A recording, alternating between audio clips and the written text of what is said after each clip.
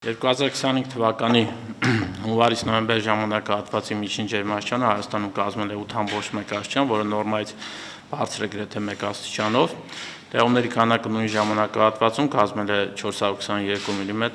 որը կազմում է նորմայի 81%-ը։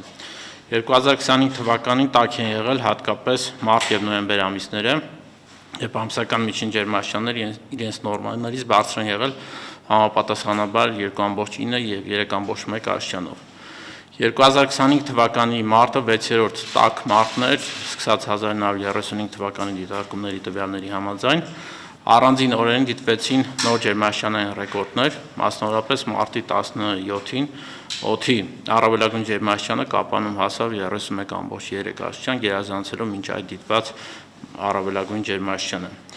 Օդի ջերմաստիճանի զգալի բարձր արժեքներ դիտվեցին օգոստոսի 2-ին եւ օգոստոսի 5-ին, օրական առավելագույն ջերմաստիճանները Երևանում հասնելով համապատասխանաբար 41.9 եւ 41.5 աստիճանի եւ գերազանցեցին տվյալ օրերի երբևիցե դիտված առավելագույն ջերմաստիճանները, իսկ Արենիում այդ օրը գրանցվեց 42.6 աստիճան։ Օդի ջերմաստիճանի զգալի բարձրացում է դիտվել նաեւ հոկտեմբերի 7-ից 9 անկած ժամանակահատվածում, երբ օրական միջին ջերմաստիճանները հանրապետության առանձին շրջաններում բարձր էին 5-ից 7 աստիճանով։ Արարատյան դաշտում եւ Երևանում օդի առավելագույն ջերմաստիճանները հասան 30-ից 32 աստիճան, իսկ Մեղրիում 34.5 աստիճան, որոնք նույնպես աննախադեպ էին։ Նոյեմբեր ամիսը մեր հիդրոթերապևտաբանական դիտարկումների պատմության մեջ երկրորդ ամենատաքն էր սկսած 1935 թվականից։ Ամսվա ամենաբարձր ջերմաստիճանը դիտվել է նոյեմբերի 9-ին Կապանում 27 աստիճան, նոյեմբերի 23-ին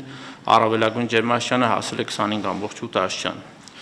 Օդի միջին ամսական ջերմաստիճանները ցածր էին նորմայից միայն փետրվար եւ սեպտեմբեր ամիսներին, համապատասխանաբար 2 աստիճանով եւ 0.8 աստիճանով։ 2025 թվականի ամենաբարձր ջերմաստիճանը դիտվել է Արենիում 42.6 աստիճան օգոստոսի 2-ին, իսկ ամենացածր ջերմաստիճանը -28.5 աստիճան հունվարի 30-ին։ 2025 թվականի ձմեռը հանդիսացավ ամենաչորը մեր հիդրոթերապևտաբանական դիտարկումների պատմության մեջ, սկսած 1935 թվականից։ Տեղումների միջին քանակը Հայաստանում ձմռան ամիսներին կազմել է 55.7 մմ, որը նորմայի 49%-ն էր, ինչը իր ազդեցությունը ունեցավ ջրային վրա։ 2025 թվականի հունվար, օգոստոս եւ նոյեմբեր ամիսները հանդիսացան երկրորդ չորը, սկսած 1935 թվականից, տեղումների ամսական քանակը հունվար, օգոստոս եւ նոյեմբեր ամիսներին կազմել է նորմայի համապատասխանաբար 18,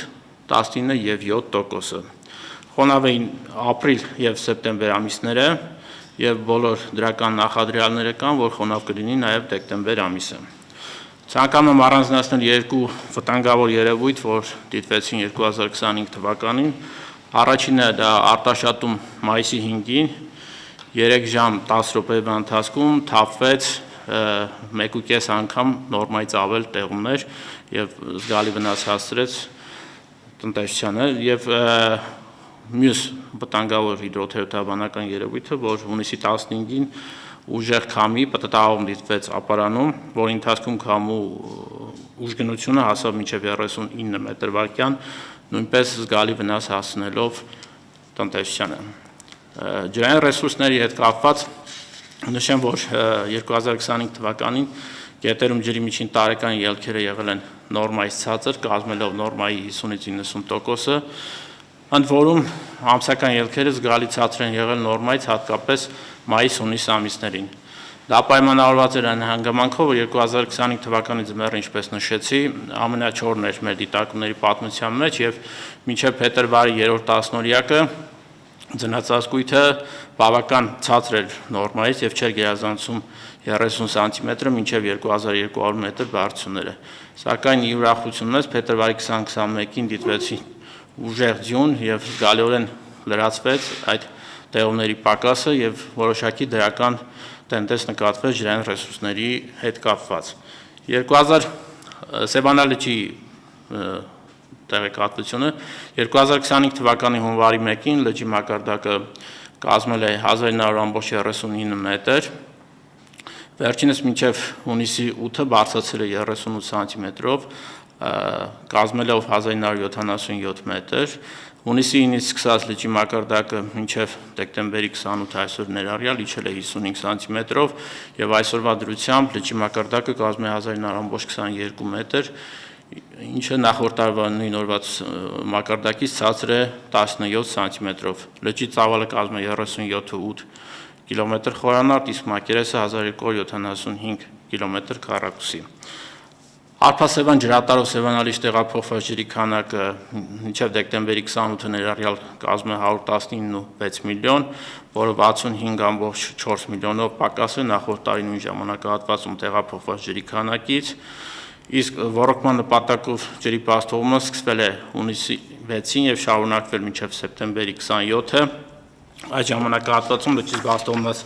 ջրի ծավալը կազմել է 170 միլիոն 965 հազար, ինչը 49.9 միլիոնով ավել է 2024 թվականի ցուցանիշից։ 2025 թվականին մենք ՊՕԱԿ-ի կողմից դիտարկվող 5 խոշոր ջրամբարներից 3-ում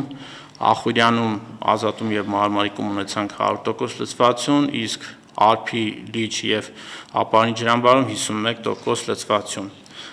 Այսօրվա դրությամբ ՊՕԱԿ-ի կողմից դիտարկվող 5 խոշոր ջրամբարներում ջրի ծավալի գումարային մեծությունը կազմում է 252 միլիոն խորանարդ մետր, որը 2024 թվականի նույն օրվա մեծության համեմատ 137 միլիոն խորանարդ մետրով պակաս։